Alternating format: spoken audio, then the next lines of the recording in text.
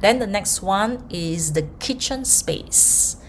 Okay, yeah, so kitchen space, what happens is when you cook, there are chemical molecules, odors that are stuck everywhere in the house, oil particles, etc. And the kitchen space is very important because the person who prepares the food actually put your energy into the food that you are preparing. All right, so that's one aspect of it. Then there's the space where you store a lot of your shopping. Okay, your materials, you want them to last longer, not spoil so fast. So this is where you can use this set of programs, okay, for food cleansing, kitchen, pantry. Now when you use kitchen while you are cooking, for example, or you can use kitchen to actually clear the space in a place where you prepare your food. Okay, now sometimes you are the one preparing, now sometimes it's your helper, all right, who is preparing the food. So it is very, very important that the person who prepares the food actually feel good, have a happy feeling.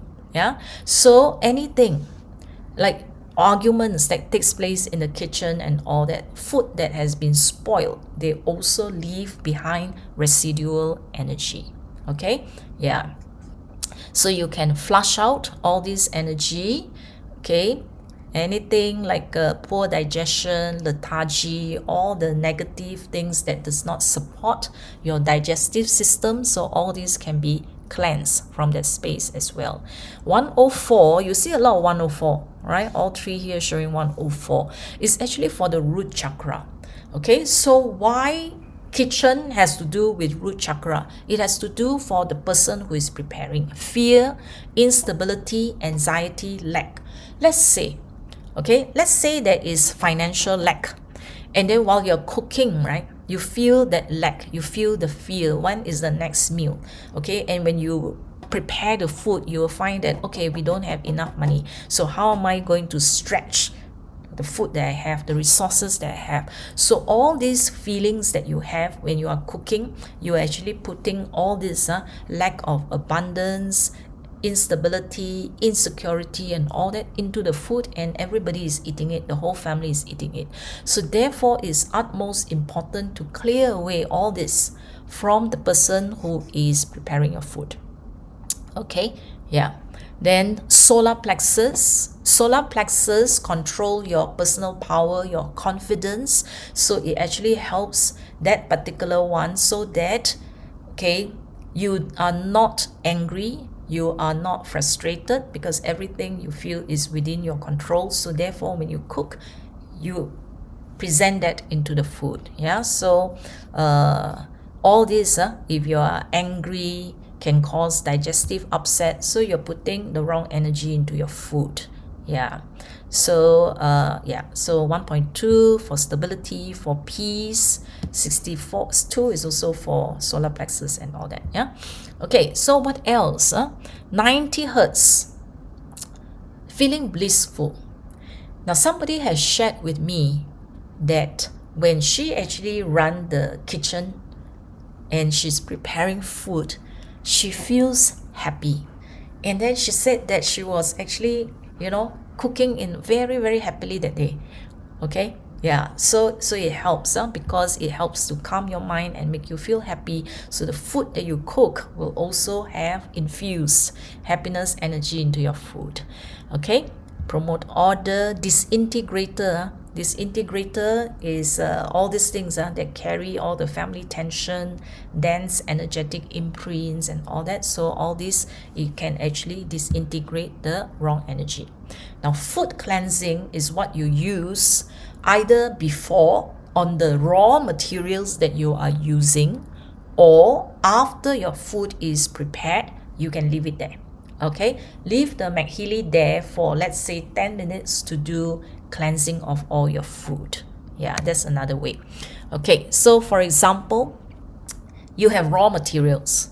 Okay, like this is what I show you, just to put all your raw materials together, and then you put the MagHealy on top, and then just run the food cleansing for 15 minutes to 30 minutes. Even food that you want to actually store, okay, by cleansing, doing all this cleansing, it can help you to break down molecules, toxic molecules here, pesticide, okay, yeah, and then preservatives, okay, and other chemicals that's being used to let the food actually last longer, right? So this is where it can actually help. Yeah, so you can do it this way on raw materials before you use them. Okay, so any microscopic particles, parasites for your fruits and vegetables, right, bacteria, all this, right, so it actually helps to disintegrate. So if you actually, after shopping, do that cleansing, just 15, half an hour, leave it there, it might actually allow you to store your food longer. So that will actually minimize wastage of food, things go bad. Yeah, and then what else? Restore the food's natural state and even the taste of the food. So you can do it on fruits, you know, before you eat, before you cut, you can actually do the food cleansing. The taste of the fruit itself may be slightly different. And I have somebody who shared with me that the mango was too sour. Okay, it was inedible, and she do the food cleansing, just put it there for 10-15 minutes, and after that when she ate the mango, it was okay, she could finish the mango. Okay, so so you can try that. All right, so cooked food, or let's say meat, meat in the process of slaughter, in the process of cultivating the animals went through fear, they went through stress, you know, they went through infections, diseases, and all that, right? So we have seen documentaries that shows all these things.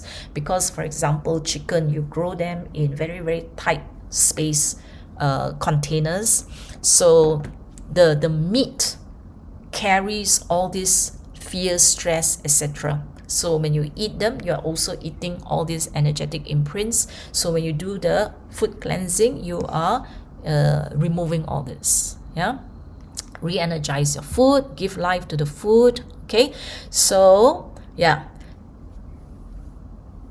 but this is not something that is scientifically tested. Okay, so this is what you can actually practice and you can observe. Yeah.